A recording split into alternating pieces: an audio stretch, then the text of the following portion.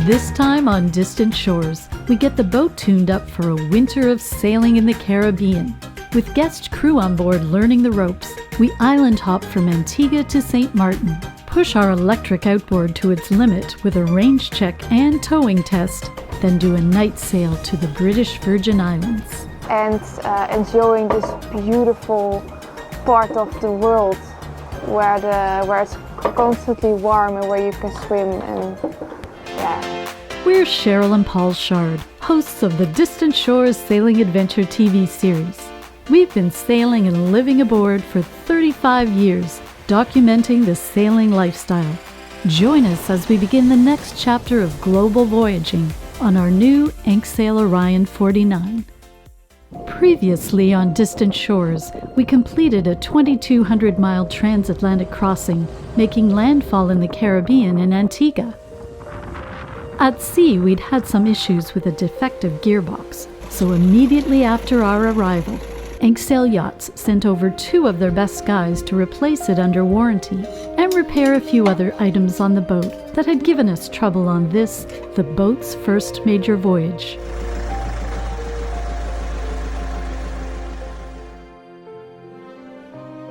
For heaving to, it's the opposite. You sheet on the other side.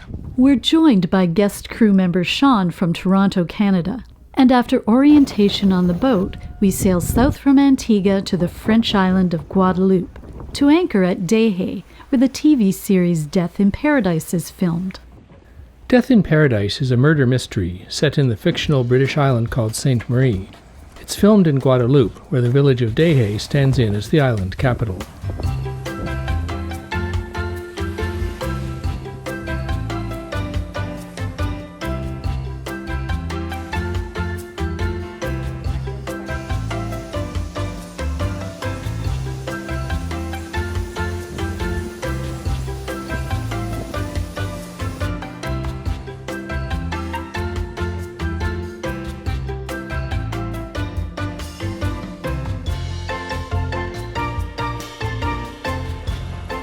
Death in Paradise captured here down at Guadeloupe.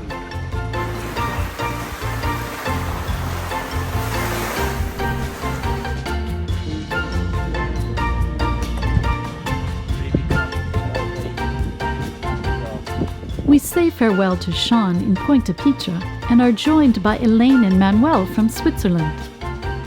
If you'd like the experience of sailing to distant shores with us, check out the Sail Away Week schedule on the Distant Shores website and come and join us.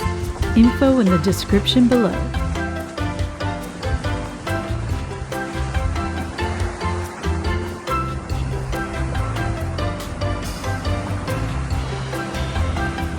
Elaine, smile.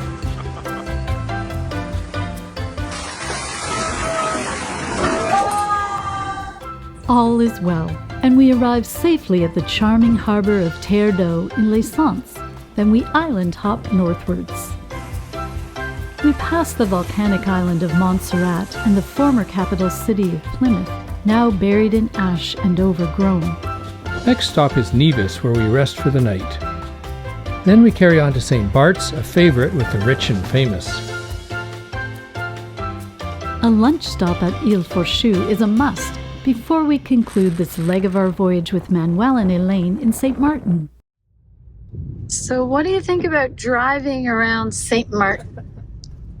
All the roads I've seen so far are almost completely stopped. The traffic is so heavy. We're not getting anywhere. I think we should just take the dinghy the next time, even though it goes pretty slow with the electric outboard. There's a heck of a gorgeous port down here, but terrible, horrific traffic on this island. So tomorrow we're going to do an expedition and test our max range for the electric outboard. We should be able to make it. It's a 3-mile trip, so we'll give it a try tomorrow and see if that's going to work out. Okay, today we're doing an endurance test with the little ePropulsion outboard. We're leaving the boat here in Marigot, which is on the French side of St. Martin, and it's common here that you want to go over to the Dutch side or back and forth. It means going across the lagoon. And it's quite a long way, so it's going to be by far the longest journey we've ever done. We're not sure we're going to make it. So our first stop is the laundry. We've got 4 bags of laundry ready to go. And the laundromat is on the route, so we can do that. and then we head across the lagoon, and that's the big run, and we'll see how much battery it uses up. Right now we have a fully charged battery, and we're just using 100 watts. It's just about noon, is it? Oh boy, gosh, it's 1:15. Okay. 1:15, so we have a limit to get back in the daylight by 6 o'clock. See how we do. The ePropulsion gives you information on how much time you have left on the battery, in this case showing we have 7 hours if we continue at our current use of about 200 watts. All right, we are at the entrance to the channel into the lagoon here. This is a little more than a quarter of the way, and it's taken 15 minutes. Next stop, the laundry gets dropped off. This is the laundry stop, Shrimpy's laundromat and general emporium of stuff and weather source of weather information and the network. Yeah, he does the cruiser's VHF radio net every morning for 17 years. So this is the Sandy Ground Bridge. This takes you through into the lagoon. St. Martin is unique in that it's got this fabulous lagoon in the center of the island that is a great harbor for yachts and super yachts even. Half of the border between the two countries runs through the center in the lagoon. So we'll be going along and perhaps crossing the border a couple of times as we go from the French side toward the Dutch side. Supplies for the expedition today. You can see how big this lagoon is. Quite a lot of it is less than a meter deep though. Only the shallowest boats can go in there. It's only about this deep right here. And then there's some quite large areas where there's room for sailboats to anchor, and there's even a part for super yachts further on. And they've dredged a channel out. You can see. Yeah, there is a dredged channel that comes in the back over there and then comes down the side where the other boats are going through really fast. Right. But I'm taking a shortcut over the shallows. Mm-hmm. What a gorgeous day for this. Yes. So far we're doing pretty good. We have another 4 hours worth of range at this speed. I'm only using 270 watts, a couple of light bulbs. And you've got the outboard in a special kick-up mode, right? Yes, I've put the outboard in kick-up mode so that if we get hit something, it'll just come up like that automatically. We do not have an extra battery pack. They're quite expensive, and we haven't found we need them. So I thought we wouldn't buy one until we decided if we really want to get one. We need it. The way we've been using it, we've been finding that we often don't even recharge the battery except for every 3 or 4 days. Mm-hmm. It's only in St. Martin here where we first found we really wanted to do a long trip. We're going to the Chandlery section in Coal Bay. And, I should check the map and see where the chart or the political map of the island to show when we cross over the boundary. Mm-hmm. I think those boats up there are in the Dutch side. Yeah, I think so. We're still in the French side. And as part of our experiment with the range on the outboard today, we've arranged with friend Hyacinth at the business point in Coal Bay to recharge the battery if necessary. So we brought the charger, which I've stored in the backpack, and it's a lot smaller and lighter than an extra battery pack. It is doable to do a long trip. It takes longer than if we had a gasoline outboard, but is quiet, and we're having a lovely afternoon, and we just plan around it. And if we wanted to go fast, we wouldn't have a sailboat. Well, I've been through this lagoon many times, and I gotta say this is the most beautiful, enjoyable, and quiet trip through it I've ever had. I agree. It's very pleasant. We're getting to look at things that we normally speed by.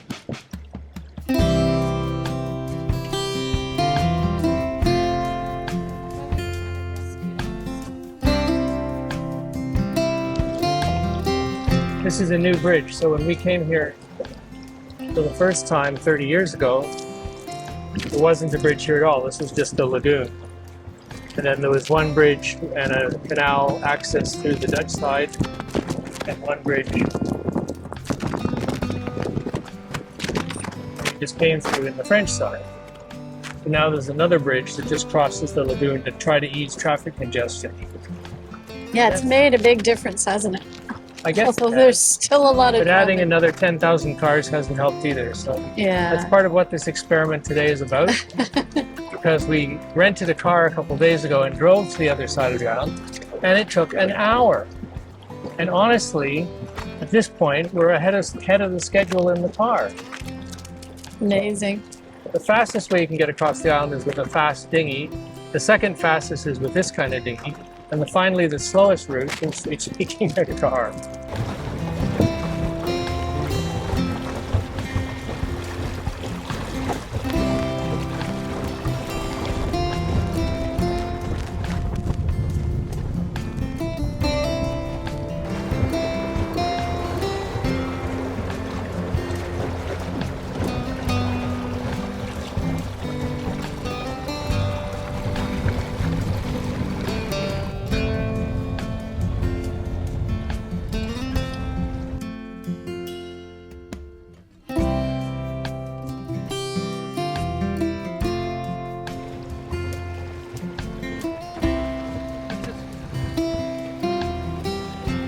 Well, the battery's amazing. We've still got 2 hours and 30 minutes at this speed of 400, which is my planned speed back. But it's still 75 or 80% full. So I know the question mark is whether or not when we go upwind, we have to burn extra electrons in order to get there. Or if it's even too much. But it's not like we've used very much, so I plan to stop and refill the battery. Maybe we don't need it. Willing to live dangerously? No. So, we have reached our destination. So we've reached the destination. The downwind leg is complete, over 3 miles, and we use less than a quarter of the battery pack. So in similar conditions, we could have a range over 12 miles. So we're here, and we're gonna see if we can top up the battery, at least for an hour. It won't get a full charge, but an hour or two while we're shopping should put some more charge back in. And we'll stop in and get a beer in the meantime. Take off the battery pack.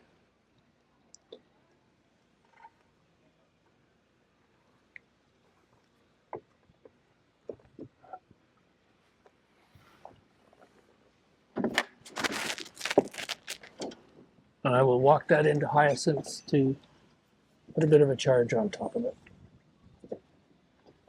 Didn't think of that. I never even thought of that. I've got this kind of outlet too. So what's the issue here? We're on the Dutch side. So they have a different plug than the French side. It's 110. You guys have 110? It says 100 to 240 volts. 100 Input, yeah. to 240, so it's okay. So it's okay. But we should remember to bring a proper... Yeah. Let's see. Yeah, that works. That does it. We charge for about 90 minutes, which adds 20% to the battery charge.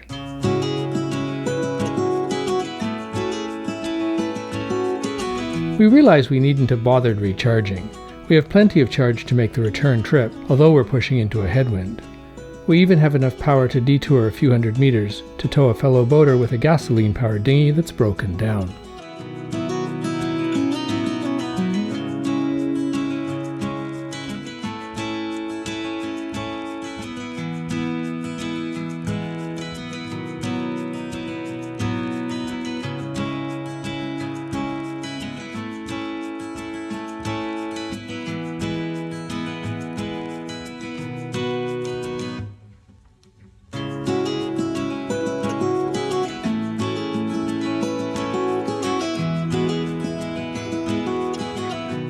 Well, we just got back on board. That was a pretty successful expedition.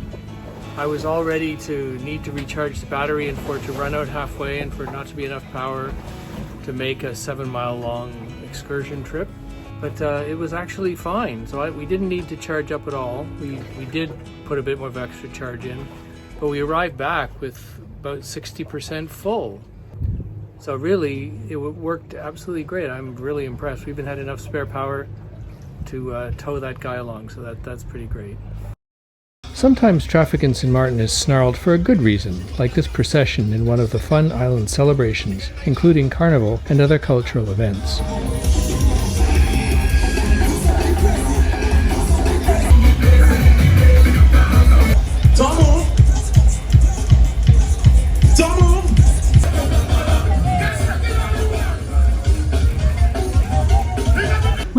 tired of the hustle and bustle of downtown Marigot St. Martin, you can climb up to admire the views from the fortifications overlooking the harbor.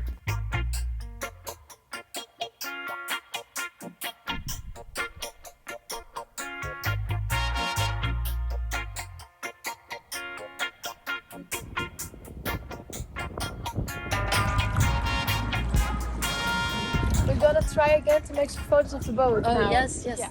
Lobke van Enkhuizen joins us for a week adventure in St. Martin and the BVI, but her adventure began early when her flight had a fuel problem mid-Atlantic and diverted to Gander, Newfoundland, and she spent a day in Canada's freezing cold. So we've had a great day today. We've done some shopping, so we're just heading back to the boat. And Saw a bit of the Carnival. we saw a bit of the Carnival today. That was so fun with all the little children. And had a great day at St. Martin, at the yacht club, and driving around. So I think we're all going to sleep well tonight. What is the time in Newfoundland right now? What are they doing up there in the snowstorm? Oh, well, They're is there... half an hour. Yeah, why is that? It's Newfoundland. We It's all half an ask hour. that question. The time zone is half an hour different in I was Newfoundland. thinking that it was a fault from our phone. No. Because how could that be? But indeed, yes. Yeah. It is half an hour. Yeah. For the next couple of days, we show Lobke around the island while she gets accustomed to the boat and before doing a night sail to the British Virgin Islands. So I'll just take a look around on the deck. It's 2 o'clock in the morning. We're getting an early start on a passage across to the British Virgin Islands. Our favorite night passages. We start off at night and get to see the sunset, and then we should arrive in the afternoon in the BVI. Nice to be able to see our way into the harbor where we're going. So we're getting the anchor up for our crossing over to the British Virgin Islands. It's about 85 miles. Lobke and Cheryl are up at the bow doing the anchor. So I'll keep us in place here while they get the anchor stowed and the locker closed. And the anchor's up on deck. We've got a sailboat right behind us, who is now going to be in our way as we go out, and then there's another sailboat. We'll just stow the boat hook. We always have the boat hook ready to knock the chain pile down, and also to turn the anchor if it comes up the wrong way round. We're keeping an eye out for those ships that are in the anchorage with us here. We've got the one with the sailboat that was behind us, and we've got the powerboat with all the slides and the water toys. Hey, Cher.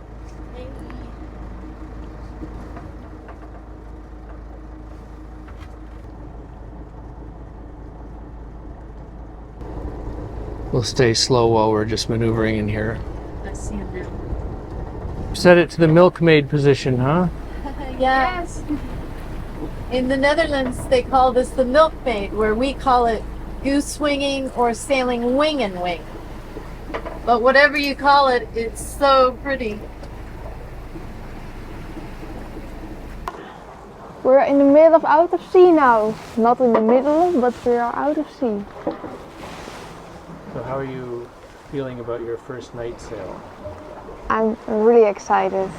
And honestly, now I'm at sea and there's only a little bit of lights from the island and furthermore only us and the stars. I'm quiet and just enjoying the view. It's really amazing. I'm the daughter of Marco van Enkhuizen and I wanted to learn more about the ship, learn more about the Orion, how it sails, about all the good parts, about what it is to sail at sea, and also not only a sea trial but longer than a sea trial, but just for a week to be on board, and also to discover why do people choose for an Orion, what are the pros and maybe also the things that can be better in the future. And I think the best way to learn more about the boat is just by being one of the crew members and also listen to the owners, what they think about it. and enjoying this beautiful part of the world. Well, thanks for coming along. It's been wonderful having you on board. Thank you. Pleasure is likewise. If you'd like the experience of sailing to distant shores with us, check out the Sail Away Week schedule on the Distant Shores website and come and join us. We're losing sight of land. The sun is starting to come up. So we've been underway since 2 and it is now about 6:30 in the morning. This is a nice first overnight passage if you have a chance to do one like this. It's only talking a few hours at the dark. It's a good way to get started off. And then you've got totally 85 miles for the whole passage. We're doing about 20 of it in the dark before the sun comes up. And then we've got a nice day sail and we get in the afternoon. So it's a nice way to sort of start off with a night sailing experience. And downwind, of course, too. This passage is guaranteed to be downwind. So we've got the speed now that we're out of in behind the effect of the island, where the wind is reduced because of the gusts around the high hills of St. Martin. But now we're back in more like open Caribbean Sea with 15, 17 knots. And our twin headsail rig up there. We've got one pole out on the jib and the other jib is just free flying. And we're looking for a good passage and a nice return to one of our favorite spots in the British Virgin Islands. Join us next time as we explore one of the world's most popular cruising grounds on distant shores. We'd like to give a shout out to our wonderful community on Patreon who make the production of Distant Shores videos possible. We enjoy getting together with members at Patreon meetups, at boat shows, and on live stream Q&As as we've gone through the build of our new boat and now meet up on location as we sail to new destinations. So if you'd like to attend future meetups, engage through direct messages with us, watch our videos early with no ads, plus enjoy other member benefits, consider joining the Distant Shores community on patreon.com/distantsshorestv.